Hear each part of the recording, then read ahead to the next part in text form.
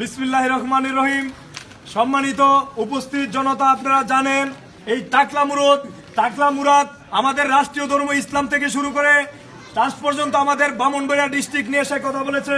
সে বিভিন্ন মাধ্যমে বাংলাদেশকে অপপ্রচার করেছে, তার ক্ষমতার অপব্যবহার করেছে।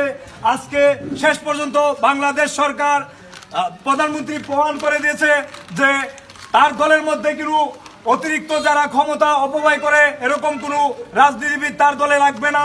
আজকে মাননীয় প্রধানমন্ত্রী এটাই প্রমাণ করে দিয়েছে। আজকে আমরা ব্রাহ্মণবাড়িয়াবাসী এই প্রতি বিক্ষোভ মিছিলে আমরা এখানে উপস্থিত। আজকে তার পদ থেকে পুরা মুসলিম জাতি আজকে অনেক খুশি হয়েছে। আজকে তার ছবি টাঙিয়ে আমরা প্রমাণ করে দিলাম আমরা এরকম ধরনের রাজনীতিবিদ আমরা আওয়ামী লীগের মধ্যে চাই না। মাননীয় প্রধানমন্ত্রীকে আমাদের ব্রাহ্মণবাড়িয়া ডিস্ট্রিক্ট থেকে আমরা আবারও অভিনন্দন জানাচ্ছি। ধন্যবাদ।